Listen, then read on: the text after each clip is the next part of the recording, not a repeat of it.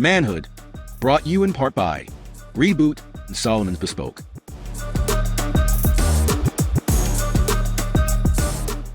Welcome to another episode here on Manhood, where we always aim to be better as brothers. Today is a really, really important one, and it's certainly going to cause a lot of introspection, I'm sure, at the end of it, and I hope you take away as much as I do by the end of this one. The topic is dreaming in the dark, and what we mean by dreaming in the dark is really clarity of vision. And most times what people see is not actually what happens, or they don't see how you get there. So the topic, dreaming in the dark, clarity of vision. To my right, Johanse Ayodike, behavior change consultant. To his right, the man of the moment, who's going to take us through a lot of that, Dwayne Thomas. Really happy to have you. Dwayne is a pastor at Nexus Church and also real estate agent. And to his right, Niall McNish, producer and self-proclaimed vibes God. But today's a deep one. I'm sure we're going to be very pensive in this conversation. And I'm looking forward to it. And I want, before we go into a full-on conversation about it, a good friend of mine recently launched his book. And that's where we met Dwayne. Yeah. It's called Help, I Want to Be a Leader. And then it's slashed off, I'm called to be a leader. So I'm just going to hold the book up here. Yeah. So really, really important. You should get yourself a copy. It's been very impactful in my life. And I'm going to read something from it, hence the topic. So put on the glasses there. Dreaming in the dark. Great dreams often begin in the dark, in obscurity. Initially, there will be evident insignificance. Can something great come from this place with these resources? Who heard him? Nothing and no one great ever came from that family. We look around and see massively successful organizations and institutions, but do we see their battles of belief in the beginning? Do we see Michael Dell, Larry Page, Sergey Brin, Jeff Bezos, Steve Jobs, or any of these people, Bill Gates? Do we see the moments before, and this is coming, dreaming in the dark, and just to say that again, great dreams often begin in the dark, in obscurity. Do we actually ever see when there's none of the flowers, there's none of the stage? We see it a lot of times, even the persons that put on these really pretty and nice events during Carnival, you know, what they see, their canvas initially might be one of just mud and dirt and no trees, and then they provide this really aesthetically beautiful surroundings when we go there. So dreaming in the dark. Dwayne, I want you to kick it off. Yeah, I love this this chapter, and this is the same question Lyndon asked on the night of the launch. And one of the things that I have learned is when it comes to dreams are not effective without purpose, right? And when you think about purpose is not like the world that we live in, very digital, very instant. Now, I want it now. I want it real quick. Purpose is a lot slower. It's kind of like the old time picture. It's not instant. It's a Polaroid. It's a film. It has to take its time to develop. And one of the key things about a Polaroid is that you have to develop it in the dark, because too much light can damage the picture. And so when as men, God gives us a purpose, and we now develop a vision and a dream out of that, his goal is not to put us in a place where we have access to too much light too quick. Because many times the light, though it looks nice, could be damaging to the ultimate picture he wants to reveal in our lives. And so as men, we have to really submit to those moments. I've been in a moment like that over the last 4 years or so, where, the Lord will just kind of put you in the background, come out from the limelight, because there are some things in you that I want to develop. And the best space to develop that is darkness. So I think it's a very important concept that men have to embrace in this season. I read this where when God called David to be king, right? He didn't present him with a crown. He presented him with Goliath. Oh. And there's so many moments like that where we think we ask for things like patience and courage, and what's presented is different. It gives you the opportunity to be patient, to have courage. And the moments as we talk about dreaming in the dark are lonely. And many a time depends on your belief, you don't know how you're going to come out on the other end, or if you'd come out on the other end. There's this quote that, I wrote down here. They say, a lot goes wrong before everything goes right. And, I'll say it again, a lot goes wrong before everything goes right.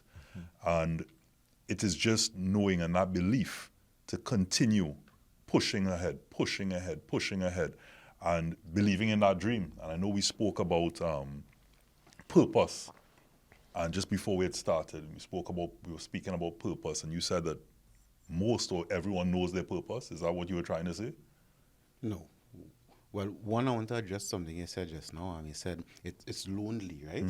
And I would say a lonely and alone is a different state of mind, right? Because many things, we're born alone, right? Even if you're a twin, you're born alone, if you understand what I'm saying. And we, for the most part, we have many moments we are alone. But if we look at it as lonely sometimes have the connotation that we lack in something.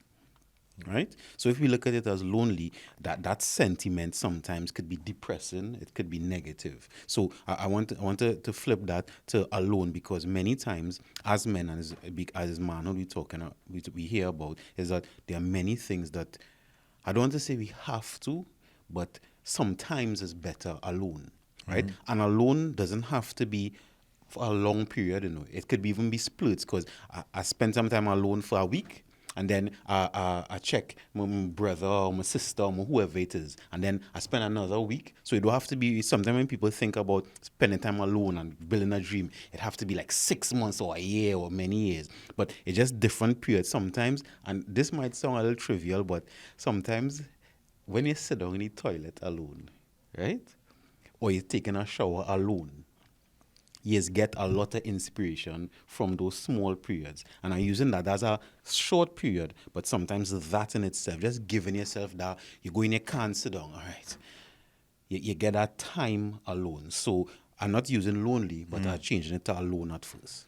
So as you mentioned that's another thing. It's always one of those things that you mention. When sometimes to a woman, when you use the word compromise, if a woman is like an ultra feminist, you say the word compromise, it's giving up something in themselves. Just like we use the word humility, and you realize that the dictionary meaning is actually giving up of something, as opposed to, or depriving yourself of something. Diminishing self. Diminishing self. And again, it's the narrative around said word. And this is another one of those. When you use alone or lonely, you immediately think you're lacking in some place. But as we would learn today and discuss today, in dreaming in the dark and clarity of vision, for those that are believers, and this is what I always speak from a place of as a believer in God. Be still and know that I am God. And that's the moment you can't draw from anybody else. And if I could just go just a bit deeper before we go into this, we spoke about on one of these shows before with Brahman, which is in Hinduism, the belief is that the man is a soul, and the soul uses the body and mind to gain experiences, right? So in that teaching, I also believe even humanity, that it is just a collective of persons, and your experience and your experience and your experience is not allowing me to have clarity in what is. And so only when you're alone and you're removed in that moment are you really tapping in to you. To your actual experience. To your actual experiences and what is the collective, for lack of a better term. Well, you can't see the tree unless you know that there's a single tree in the forest, right? But just to jump in really quickly, when I heard the phrase, out of the darkness with dreams, right? For me, I kind of stuck on the darkness part, right? For someone who, I don't want to say suffered, I live with depression, right? And that darkness means so many things to a lot of different people, because what is darkness that we're talking about? Obviously, there's you keep your eyes closed at night and you could actually dream, right? And funny enough, closing your eyes is where you could actually have better vision, by the way. But the darkness for me will come in, all right, the negative thoughts that you'll probably have, the selfishness that you'll probably be doing towards others, or the anxiety that you'd feel not knowing, or you keep replaying past situations, so you have anxiety about that, and you have trepidation about the future. Like those moments to me are what darkness is, right? And the only way to see a way through that, or at least for me, is to have some kind of bigger goal outside, not even outside, it had to be outside of yourself, because it has to be a goal to assist other people, because you can literally, it's easy to give up on a goal for yourself, right? At least, again, I'm speaking for me, guys, right? So the way I see my way out of that darkness and believe and see my dreams is by preparing a goal or purpose greater than myself. And that was my way of so that's, when I hear it, that's what I feel when I'm hearing it. So I don't know if you, Hansi, could assist in if my explanation of what darkness means in this particular situation could expand outward to everyone else. Before you answer, it gives you for where it relates to you and gives you that moment. I just want to clarify the topic. Okay. Right. So dreaming in the dark is not literally in the dark. Right. Gotcha. So you're not necessarily need to be in a dark space. Dreaming in the dark is, and correct me, in terms of the further analysis or deeper dive into it, dreaming in the dark is simply removing yourself and other persons along your way in terms of clarity of vision, where you need to remove yourself from the noise and sometimes retreat and focus and embody what your purpose and where you see this occurrence happening, and to push forward with it. So you dream in the dark, meaning you're not bringing it to light for anybody else to see at that point. It is you on a journey for yourself. They say when you're about success, keep it close to your chest, because you don't want the what they call it maljo and all these other things impacting where you need to go, and you don't need the naysayers. But I don't believe in that, right? So that means it's really interpretation that we're talking about. But dreaming in the dark is still simply being focused, clarity of vision, laser focused on what you want to do and what you need to achieve, and then emerging after that. Can I jump in here real quick? Because what Niall shared there is so important, because what happens is that everything in life is dual. There's left, there's right, there's up, there's down. So when we look at the word darkness or dark, that also has a dual meaning, where we have the meaning where dark means something that you're afraid of, devil, darkness, demon, But then there is dark like the dark before dawn. Okay. There's dark where essentially when you close your eyes, if you close your eyes, immediately what you see is what darkness. But that darkness is actually not evil or demon or something that is negative. It is the removal of distraction. So when we talk about dreaming in the dark, as my friend Lyndon was narrating, we're really talking about a space where you eliminate distractions and you have a clear canvas where you can create. Okay. So the reason why we are put into a dark season or space is because if you look at the world that we live in, we always on our phones, there's a notification here, there's always something on the agenda. And sometimes the best creativity comes out of us when we eliminate the distractions and go into a dark place. You do know how much people are afraid of closing their eyes? Well, because even in their own mind, which is what a man is the sum total of his mind. Right. But even in their mind, they don't have peace. Yeah. And Niall, what you raise, I think, is a perfect example of the diversity of humanity, right? And even though, according to the Bible, we were made in His image and likeness, doesn't mean that we all the same. And many times on this show, we have discussed the meanings of words, like dictionary meaning literal, and then the meaning attributed by each human being. Okay. So in local party, the TFED is, right, is that we have one word. So we're using darkness here. We have one word, but we have Several different billions meanings. of people who have the interpretation of darkness. Now, interpretation is a lovely thing because it's neither right nor wrong. Because and this is how I heard it. This is my interpretation now of it, right? Is not even correct in exactly what we mean by dreaming in dark or dreaming in obscurity, right? Is that understanding what it means to each person so that if the person first could understand what that darkness mean to them. So you see how Nile explained what darkness is to him. You did, right? I mean, I didn't yet, but darkness to me is distraction. Darkness to me is things that are not in alignment with me. So it could be negative thoughts. It could be literal dark. It could be social media and a phone, as you said. It could be not knowing exactly what to do, but everybody have the interpretation of darkness. But the darkness, I think, on what I'm hearing, and I believe because I live it also, is necessary. Because even what you sent me from the book, it says, out of the darkness, according to the Bible, the world was created.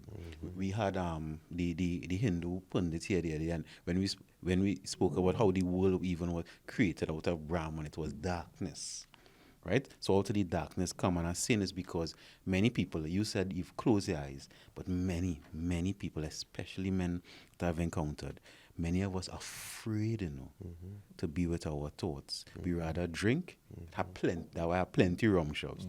We rather besides drink, we rather go to the casino, right? We rather watch Netflix. We rather do all these things instead of facing ourselves. And in facing ourselves is where we really understand what it is we want to do. So before you ask about purpose, people knowing their purpose, I have realized in every choice everybody know what they want to do. When faced with a choice, everybody know what they want to do.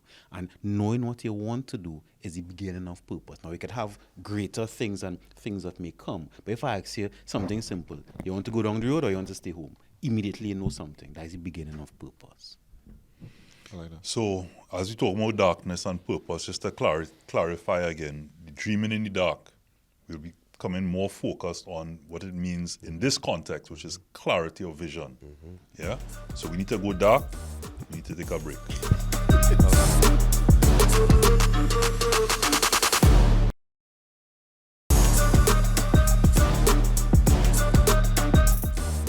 Hi guys, I'm Dwayne Thomas, and our topic today is dreaming in the dark. And I love this topic because it speaks so much of my story, where I came from. I grew up in a little place called Chumaka, Clavantil, and if you live there, you know that life there is quite interesting. Now, this is a good little while ago, number of years ago, and so maybe it's a little different now. But back then, it was actually quite a very nice place to live. It was very family oriented. Everybody, had camaraderie in the community. My dad, he was a pastor. They used to call him preacher. And incidentally, I used to say I'll never become a pastor because, I just saw they live very difficult lives. Or should I say now, we live very difficult lives in the sense of you're asked to be something that in truth and in fact you cannot be. You really have to depend on God to help you to fill that mood.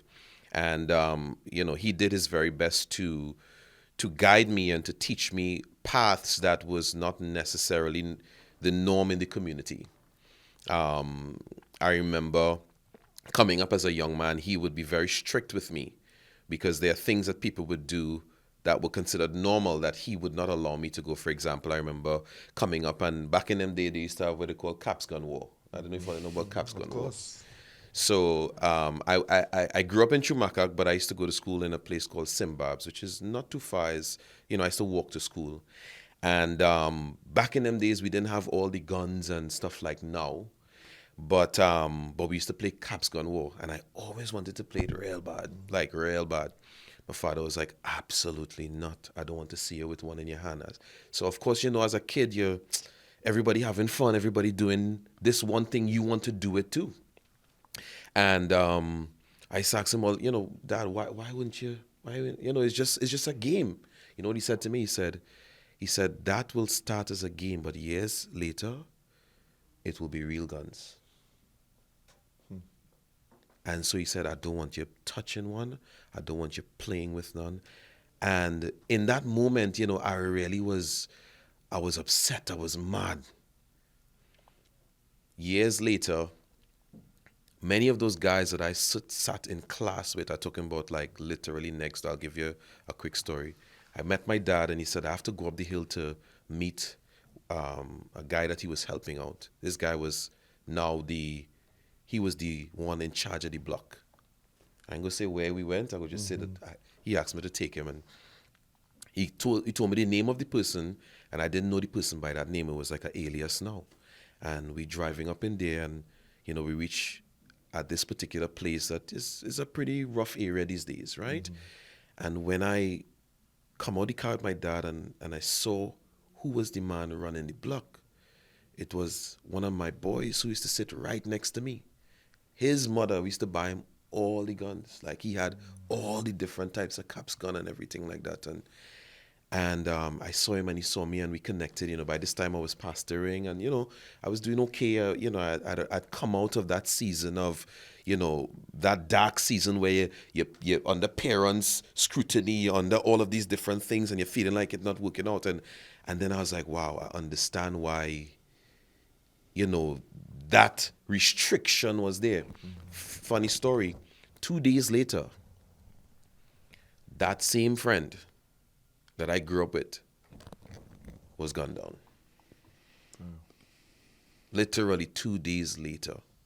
And I shared that story because when we're talking about dreaming in the dark, the first thing that you have to be prepared for is restriction. Dreaming in the dark is going to require that you are not going to be able to do things that a lot of people are doing. And sometimes as men, we feel stressed because we are restricted. You understand? And I just want to kind of make it evident. And that's just one story of many guys, like of areas where I see God had restricted me and told me no, and told me that's not what I'm going to allow you to do. And in the moment, it felt like something that was setting me back, but in truth and in fact, it was actually setting me up and protecting me from a lot of things that kill your dreams. And so to me, dreaming in the dark really means being humble. I realize humility is a kind of a loaded word. on it was podcast. An epiphany moment on this show, but as you said that, there's also that saying, they say, what you chase runs faster and what you embody walks within. Okay. Say that again for me. So what you chase runs faster, but what you embody walks within you. Oof. I like it. That is good. I like it a lot, actually. Embodying something takes some effort. Yes, saying we want to do, let's go base, right? Saying you want to study for an exam and studying for an exam is two different things. Saying I want to lose weight, but going to the gym or walk, wherever it is every day. Do you want to put any work? Takes the effort. So what we're actually talking about is motivation? No. More than that. You see what he said? Restriction, right? Now, let's use the word and are going to be semantic. Let me say more boundaries, right? Because restrictions sometimes feel like I'm taking something from you, right? Versus now I'm walking a certain line. So my vision is there, and let me call it vision on frequency 5. Right? So that means if I want to go to frequency 5, I can't walk on frequency 4 or frequency 6 or even frequency 4.9. Even though it's close to 5, I can't walk on this frequency. I have to be laser focused to this frequency. So in order to taken away something, I'm not going down these lines. So if frequency 5 is going to the gym every day and eating healthy, just giving the example, then frequency 4 is doubles, right? Frequency 6 is pizza. Don't do that with doubles now. As I hear doubles, immediately I start to get hungry. But you know what I mean? But you know, as you said that, and I don't mean to bring up all these quotes, but you know, Albert Einstein also had said that the knowledge that brought you here to create this is not the same knowledge that's going to take you to the next step. And I'm paraphrasing. Makes sense. No, I think it's exactly that. Yeah. But that's the context of it. But Niall, I just want to address the fact that it is, in a sense, motivation, because dreaming in the dark is clarity of vision, right? Knowing where you are, seeing the vision, and being able to be in a space to then take it to the next step. Even with all the naysayers, it's not always about the destination. Sometimes it's the journey, and being able to be really focused to know where you want to go, because that road is going to come with probably more no's than yeses. Yeah, and they always say, you know, people can do everything, but you can't do. People can do anything, but you can't do everything. Gotcha. And I'm saying that motivation still has a place, because even in that clarity of vision and the restrictions, and I do like the word restrictions, because I want to be fit. I want to enter this triathlon. But what people don't see, you know, they only see the decision that you made. They don't see the choices that you had, right? So they only see what you select, but they don't understand all the various choices you would have had at that point. So if you look at several colors and you pick yellow, and yellow seems to be the winning color, they don't understand that you had a green, you had purple, you had all these other things, all these other ways of life that you could have chosen, but you chose this one and to walk that path. And that's why you're still here today in this chair. And you know, just to speak to what Niall just, it's a little bit more than motivation. I usually say that motivation is like a shower; it don't really last long. Okay. Dreaming in the dark is more about developing inspiration. And if you know, look at the word inspire. It's two words that's brought together. The first one is the word in, because if your dream is only about external things, it's not going to be a strong dream. But when what you said just now, when what you're going after is embodied, it's within you, then it's now inspiration. You are, something is motivating, or a motto that is within you is pushing you. And a lot of people go after motivation, and it's good. It's good to start, but you have to come to the place where you are moving under inspiration. That word spire is like you know them old time churches, the roof that they have. Yeah, that's a spire, right? Okay. So essentially, inspiration affects the peak of what you can do and what you will feel like you can do. And so one of the reasons why dreaming in the dark is important, again, just to stay on topic, Robert, is when things are dark, you said just now, if you chase after it, it will be faster than you. But if you embody it, it will walk within you. And one of the things about darkness is that it slows us down. Okay, you can't go too fast. You can't chase in the dark. Okay. You catch that? I do. And so sometimes God will ensure that we are in a dark space, because that's the only environment that we are naturally programmed to move slowly. And sometimes moving slowly is what creates the highest level of stability in our lives as men. So that's why for me, in terms of what you were talking about earlier, why I gave that example is because some men are so afraid of the dark because of depression, because of hurt, because of all types of different things. They are afraid of the dark. But the truth is, the destiny of your life will be created in a dark space. And so you have to make the separation between dark that is bad and dark that is connected to the development of a dream. You understand what I mean? Gotcha. Yeah. And I love it. there's so much, even in that motivation. I like how you use the word inspire, because the motivation I initially spoke about was that I want to do this. And because that vision is there and very clear as to where I want to go, and as long as the clarity is there, because you could have many visions, Yes. but if you have full clarity that this for sure is where I want to be. You know, I always use there are all these things we talk about Michael Jordan and even Walt Disney. And when he went to the bank, for example, I think he went to something like 212 banks, and he was really selling them a swamp and a rat. When you think about it, a swamp and a rat. And I think it was on the 212th bank is when he got the money, and now it's Walt Disney. And he, like Jeff Bezos, I was reading something up to the other day where Walmart was the giant in the US and all over the world. They had everything. It was a matter of be everywhere, locations, have everything, and have it at a very low cost. That was their model. And here Jeff Bezos, a hedge fund, someone who was in hedge fund at that time comes and decides, okay, I'm going to go along the route of online, website, data, convenience. And then he came out with Prime, which was now a click. Everything was now immediate, faster delivery. And what that did in the conditioning of the brain, in knowing you're now locked in, you're now paying a premium in terms of an annual fee, you're now locked into, I'm going to use this. Yeah. And therefore, but again, Walmart along the way never looked at Jeff Bezos, never looked at Amazon, because he started off selling books. And never looked at him as any sort of competition, and now they're playing catch up. But now in your mind, you're thinking everything is Amazon, right? And all the other rest of it that comes from it.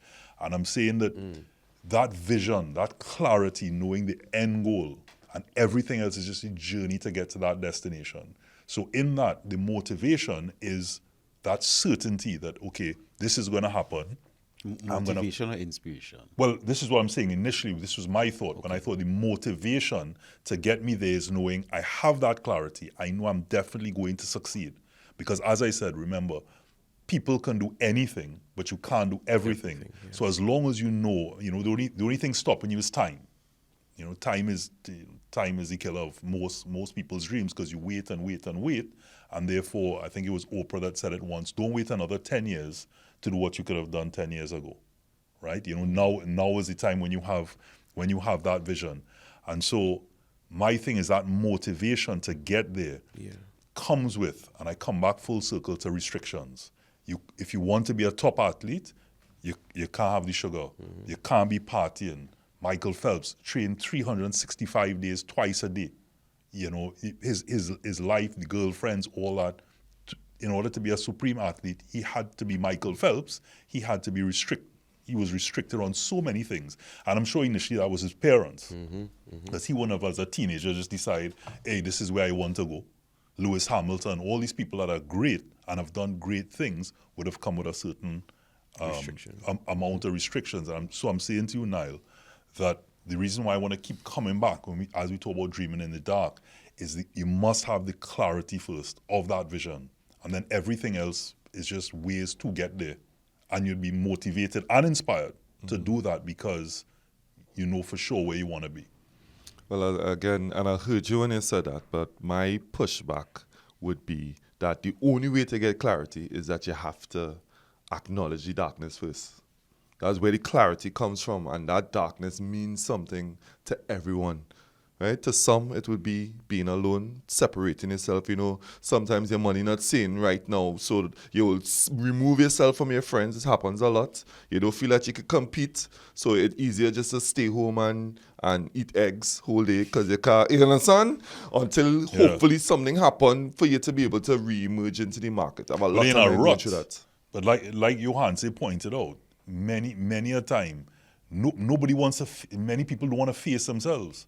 So even in that, if we talk about on the show so many times where that imposter syndrome, your vision is there, and if I only push a bit harder, but then you start to doubt yourself, because people will come into your head, whether they know your dream or not. They may say certain things, and how you feel about that. Do you have the clarity of vision to really push forward? Do you have the support system? Are you connected with either faith or with a community to take you there? We had a conversation once on community, and that's it. And most that's men why in particular aren't. That's why only few actually actualize. So then, does that say that in the reality of things, everybody not gonna make it, and it doesn't matter how clear your vision is, the majority What is your not gonna purpose? get there? Talk about that. But it's clear that we need to go to our break. We can come back to that.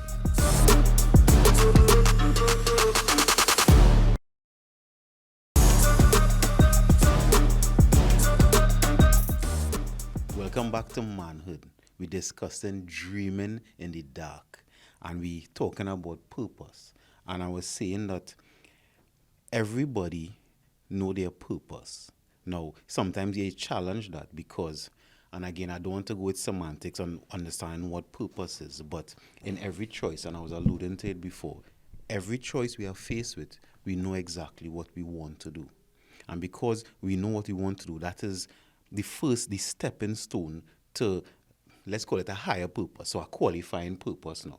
So if right now my purpose is convenience, I don't want to travel to work, right? I don't want to take public transport to work. That's my immediate. Then I would now think about what is the most effective. Should I build a railroad from Port of Spain to San Fernando? Should it be by boat? Should it be by whatever? But if I didn't acknowledge at first that choice I had and be sure I don't want to travel anymore, then that's the building block. So when I say that, everybody faced with all the choices in their life have the building blocks for a purpose and even a higher purpose. And not so knowing the purpose of something and what you're doing and knowing your purpose is two different things. Indeed. And that's what I'm saying. So when you start off by saying everyone knows their purpose, I Their disagree. purpose. I disagree. Same. Maybe somewhere deep down, if you are still unconnect, maybe that may come to the fore. But I don't think going forward, and when I say I don't think, I'm absolutely sure everyone doesn't know their purpose, because I sit here in this chair still dealing with that battle of what is indeed my purpose.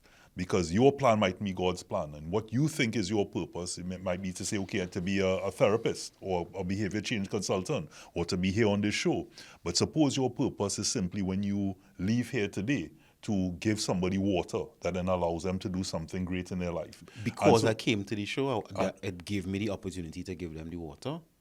Because why other there? Well, you're in the environment. So I'm saying to you that does everyone really know then their purpose? And that's what I'm saying, where you can sit here and say, my purpose in life is, as opposed to know the purpose I am going to this show today is to talk about dreaming in the dark. That's different. But that's how we find it, because even those guys in the book, Jeff Bezos, right? Now, wasn't in their mind. So even though Amazon was created, his purpose, let's just say his purpose was, I using it, convenience, right? Amazon wasn't necessarily something he thought of. And then we could always argue the higher purpose is because he created Amazon, he created jobs for all, and he end a world drought. And so we could always add on a purpose to our But that purpose might to mean our purpose in life is what I'm saying to you. What is the purpose? And if we go down in faith, the purpose of you being on this planet is what we're talking about, not your purpose of your intent. One of the things that we have to kind of bring into perspective is, number one, purpose is not static, right? Purpose is dynamic, which means it has to evolve given the circumstances and environment and the cards that you're being dealt. Now, when you talk about purpose from its simplistic point of view, purpose is simply the reason why something exists. Number one. So, for example, those glasses on that book has a singular purpose, and that is to empower you to what? See. Now, when you look at the purpose of the glasses, it is not decided by the glasses. Yeah, it's decided by the creator, the person who engineered, designed, developed that glasses, decided beforehand what that glass's purpose is. Now, the reason why most people have challenges with the conversation of purpose is because we have forgotten who created us. How crazy would it be for that glasses to start asking itself what is its purpose? Okay. So when you're having a conversation about purpose, you have to now go back to the conversation of, first, who created me and why? Now, from my worldview, the person that created me is God. So if I am to understand what my purpose is, the most intelligent question or person that I should ask is not going to be myself. It's not going to be my friend. It's going to be God. Lord, what is my purpose? Now, the challenge with that is this. For most people, they don't have a working conversational relationship with God. Right? So the next best thing, if that is a challenge, is go to where God would have left the most information. In my point of view, that would be the scripture, right? And according to the scripture, if you look at the word scripture, right, if you break it down, it says script. What is a script? A script gives an outline for what? A movie, a picture, a vision. So according to the script that I am have faith in, the purpose for humanity, all human beings, were created for three things. Number one, to have dominion. Especially as men, we are naturally engineered to have dominion, which simply means to dominate, to be in charge. A man who is not in charge of anything is not a happy man. Even if it is, Yourself. well, that's the first thing, eh? But you will see a man who will feel so fulfilled because he have pets, pigeons, back in the day. That's literally the reason why I got dogs. You see what I'm talking about? So I ain't lying. So there's a need to boss something. There's a need to dominate. Well, to dominate. No, for real. And it's not toxic. I Let would me- say let me- we say responsible, manage, right? responsible. God Be in gave- charge of. God gave Adam to manage the garden. Now, hear this. You could use boss in charge, because the truth is, if you read that script real good, the area of dominion that was given to man was everything except other human beings. So I know people run away from that word because immediately they think, well, you're going to try to control other. No, you don't dominate other humans. You lead other humans. But when we talk about dominion, we're talking about being a boss, being in charge. That is a most of the depression of men is because they don't feel in charge of anything, not even their homes, So if your dog not obedient to you, which, not even themselves. so like you calling your dogs and they Yeah, he's go on like all the out way there. You understand what I'm saying? Gotcha. So once you get that, okay, first thing is God created me to have dominion. The next thing he says, I want you to be fruitful. Because we're talking about purpose here, right? Of human beings. Every human being's purpose is to first have dominion, to be fruitful, which is to be successful, and then to multiply, which is to be significant. The challenge is that people are looking for specifics, but no, there's a general outline of the purpose. For example, the glasses. It is for you to see better, but some glasses has the capacity to actually shade from the sun. Now that's an extra. And it's the same thing with your human purpose, where once you know that, hey, I have to have dominion, I have to be fruitful, and then I have to multiply, which is to be significant, which is to touch other people's lives, right? Then you now are looking at life through the lens of these three areas, which means I can do anything and still operate in my purpose once I'm having dominion, I'm being fruitful, and I'm able to now be significant in the lives of other people's. Every human's being purpose is encapsulated in that. How you express that purpose is left up to you. That's where we have freedom of choice, because God is not here telling you, you have to do this. And the truth is, you don't have to do one thing to live in purpose. But there is one thing that you will do that will come into alignment with your purpose. Once you find that, you do that. And then you remember it's dynamic, because that thing could grow, it could evolve, it could change. So it's not that you're just staying in one area. I'm a pastor, but that's not my purpose. That's one of the things I do that is in alignment with my purpose. I do real estate, but that is not my purpose. It is in alignment with my purpose. My purpose is to have dominion, to be fruitful, and to multiply. I think once you understand that, it creates a foundation where you have the freedom to be dynamic and still not be all over the place so that you feel like you're lost. Yeah. Okay. And bringing that back nicely into, that's also purpose. You still have clarity of vision. You still know where you want to be and what you want to accomplish. And if you will, Dwayne, I want you to share your experiences during the times that the world experienced it's one of its darkest moments, which was during COVID, Right. and how you emerge from that to still follow that clarity of vision and bring into context dreaming in the dark. Yeah. Wow, that's a heavy one, Debo. Can I just clarify? You mean recently our dark moments? No, Yes, Doing it. I just wanted to, you said the world went through our darkest moments. One of the COVID, darkest COVID. moments. COVID. I felt like it could have been easily misconstrued as glossing over other issues that the world Recently, had. yes. So I'm trying to, But in context, Yes, it's- with me, it's- COVID, yes. This is just before COVID. This is crazy. And I remember it clearly. At that time, I had really did the best that I can to, come out of where I came from and build and develop. At this time, I was married. I had 2 kids, working in a decent job with a business on the side. And, things were going pretty okay. From my point of view, I was focused on really putting my head down and working towards the big goal, right? And all of a sudden, my wife then, she's like talking about having a pain. Well, we just had a baby. He was at that time 9 months. So pain in the breast for a breastfeeding mother is not the strangest of things, right? And so, I didn't take it for granted. Well, we didn't take it for granted, but we didn't think it was serious to that extent. But it wasn't going away. So, we went and checked it, and they said that it wasn't a problem. This was a private institution. And so, but it kept persisting. It was really strong, and it was starting to get a little scary.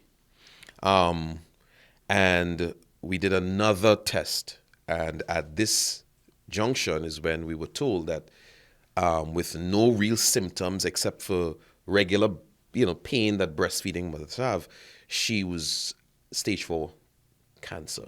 Damn.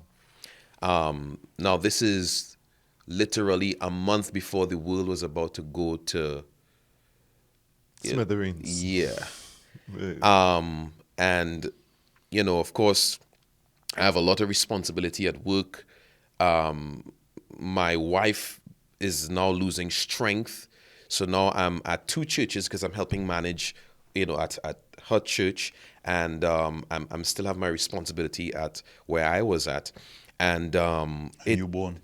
and a newborn, and at that time a 3-year-old, because we had 2 boys at the time. And boy, this is where the darkness begins, because this is the process of God bringing me back into a dark phase because of what he had planned next. But of course, while this is happening, I don't know this. I'm just literally going crazy, because I'm like, how do you move from, everything being quite normal to your whole life falling apart in a matter of weeks? This didn't take months. This was weeks, and everything went crazy.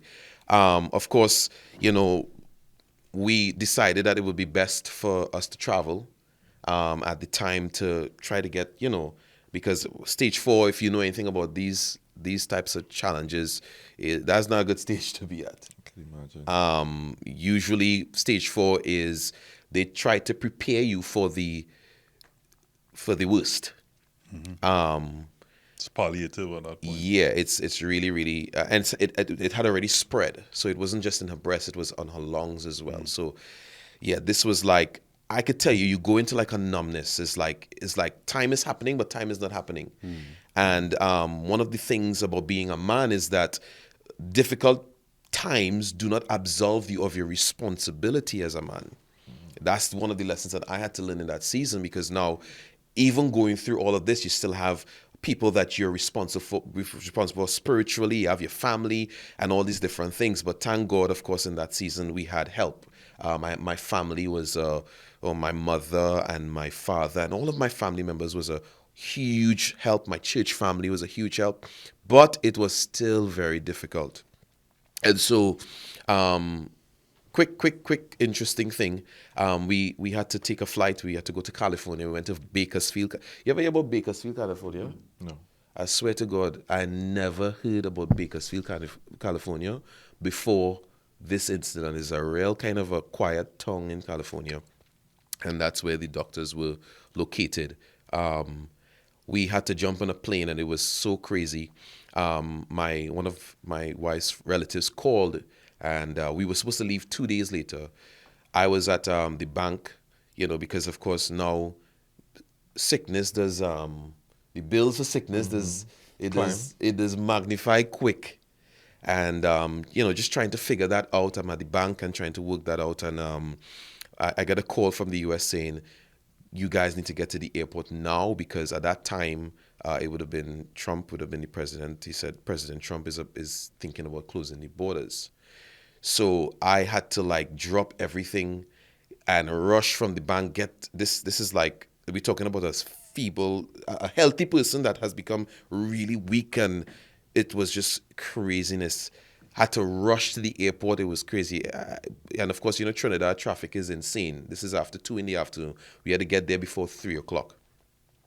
And rushed to the airport, got there. We had to get a police escort, as a matter of fact, because we would have never made it.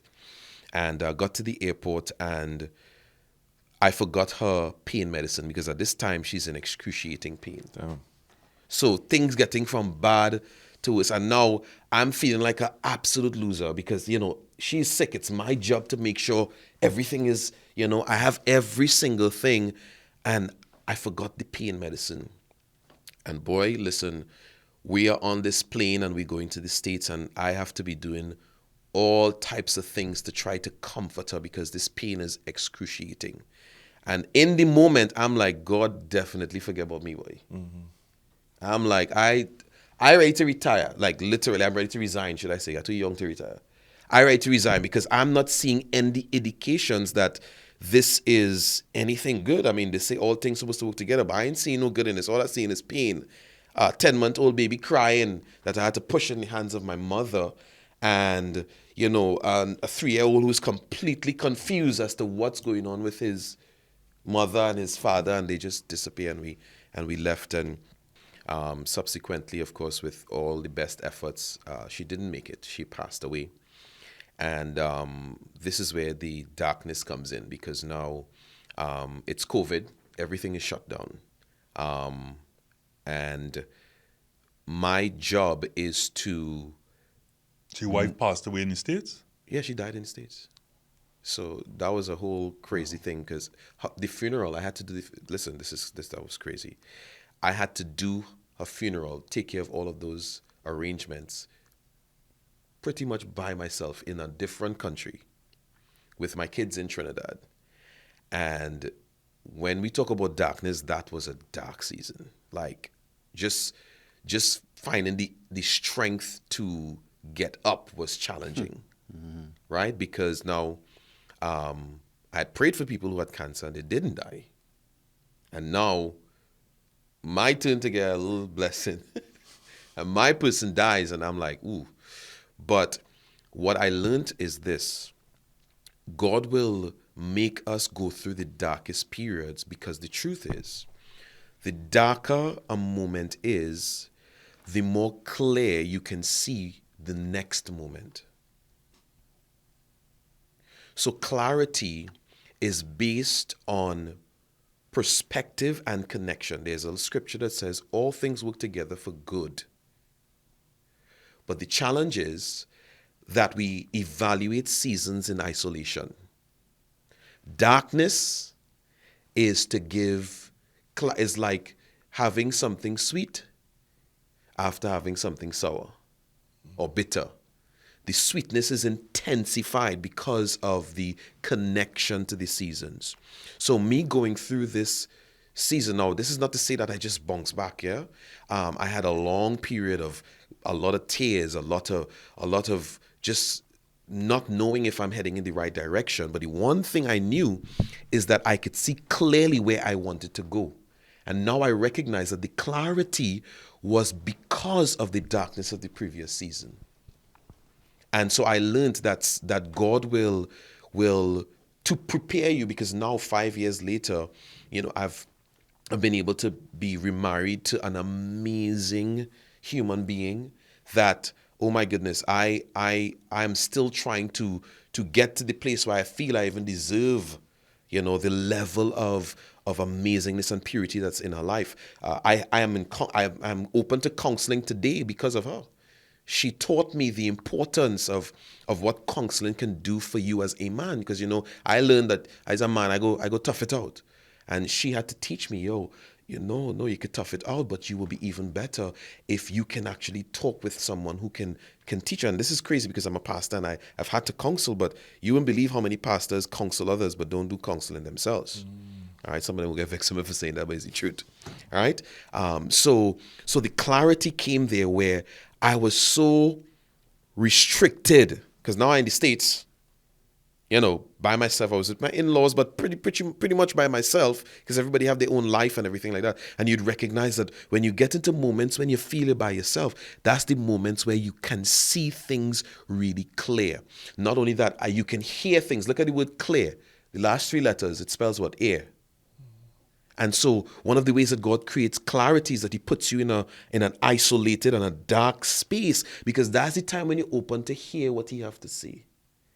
And in that moment where I'm alone, my previous wife is now gone, my kids are in Trinidad, and I'm stuck there because they're not letting me come back. Well, here's what. The only thing I could do is listen in that moment. And in being open to listen, I got clarity for exactly what I wanted to create moving out of that scenario. And of course, clarity doesn't mean that it becomes easier, but it means that you are fully confident in where you are going. And I think that is what has made the difference and given me the strength to fight through all of the challenges that came from such a traumatic experience. Because I myself had so much trauma, so much pain, so much hurt, so many things that was inside of me that would be detractors to my vision, to my goals. But because of the clarity that I have, it gave me the wherewithal to press through. This is what I want to do. This is where I want to be. This is what I want to accomplish, not just for me, not just for my wife, not just for my sons, but for the purpose of my life, you know? And so I believe that if you are going through a moment and a season where you are being put in a dark space, a dark season, it is not to kill you, it's not to harm you, it is to create the quietness that is necessary for you to hear so that you can become clear. And I think that has been the foundation of the 360 that the Lord is producing in my life from that time to now. That's a good way to Have a closing statement. You want to say? Thank you, one, for sharing it.